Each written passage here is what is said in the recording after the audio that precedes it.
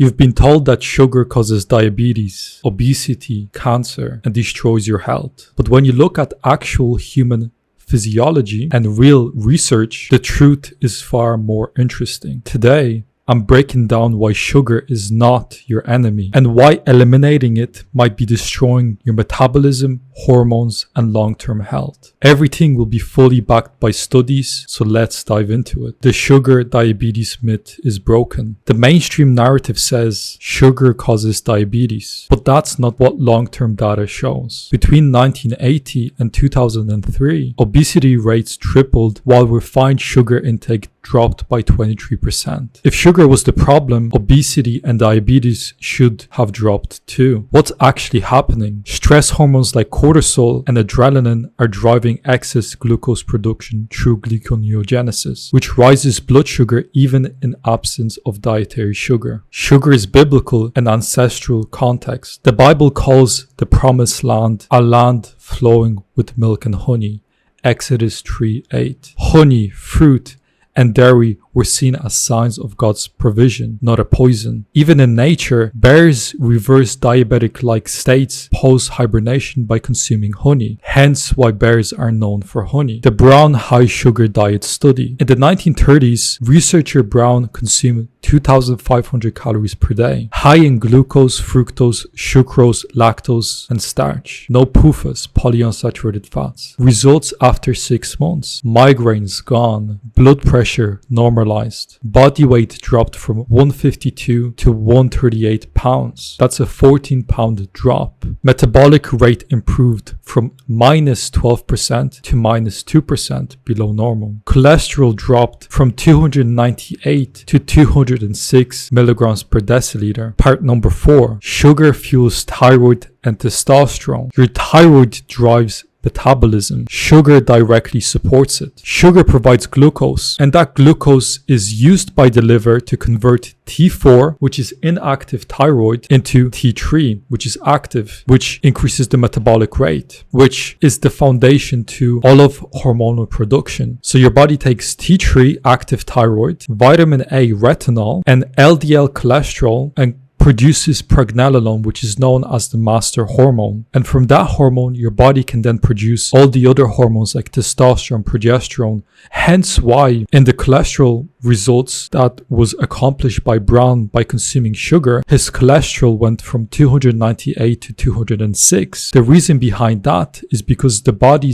was able to now utilize that cholesterol because thyroid increased to produce protective hormones, which resulted in the migraines being gone, the blood pressure normalizing, the body fat dropping because the protective hormones are increasing, and the metabolic rate improved, showcasing that the results were not driven by stress hormones, by protective hormones. When it comes to fructose lowers SHBG, which equals more free testosterone for your body to utilize accordingly. Part number 5. Keto and fasting are chronic stressors. Keto, if you don't know what it is, it's a low carbohydrate diet, but specifically what keto does differently is that it's a high fat diet to get you into that keto state. It's 80% fats and 20% protein and as little carbohydrates, 0 if you can, net carbohydrates. I remember when I done this diet, it's very strict. The reasoning behind the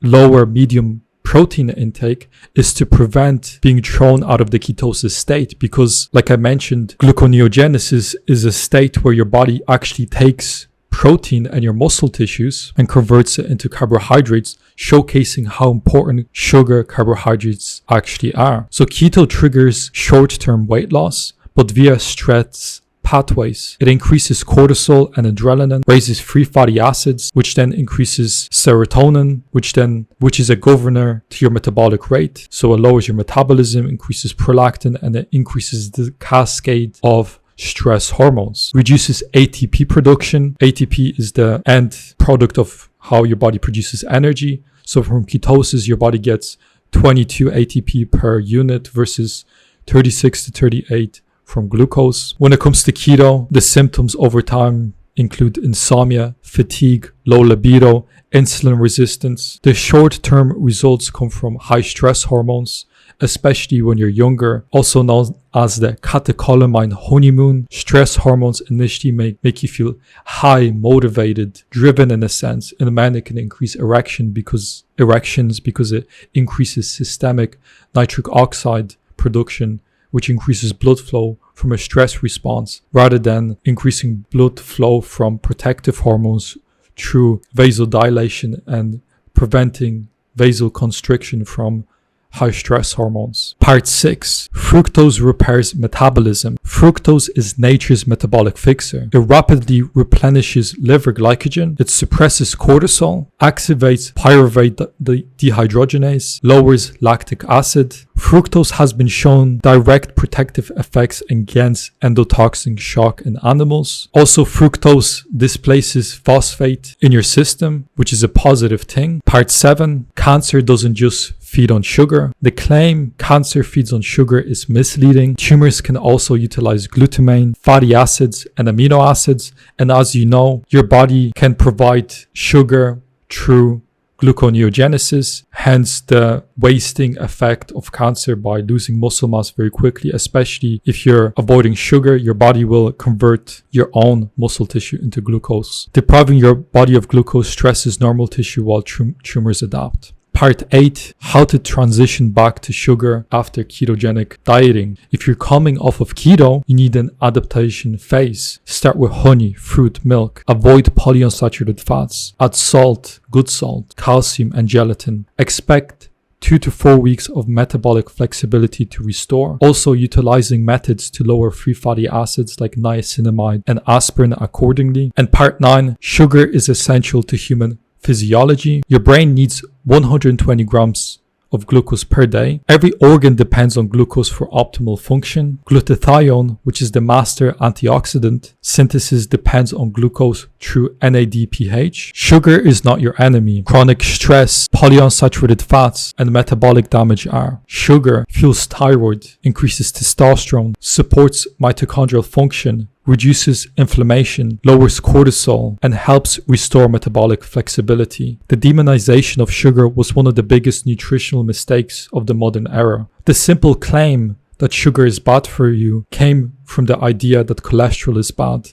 because your body can produce cholesterol from sugar. So sugar is very powerful when it comes to boosting your metabolic rate and your protective hormones. Like it is written in Hosea 4:6, my people are destroyed for lack of knowledge. If this opened your eyes, share this with someone that you think will benefit. Maybe it's a parent, maybe it's a friend, maybe it's someone from your family or someone you know that has been deceived into believing that sugar is bad for them. And most importantly, stay tuned to the channel. We're just getting started on exposing metabolic lies. God bless.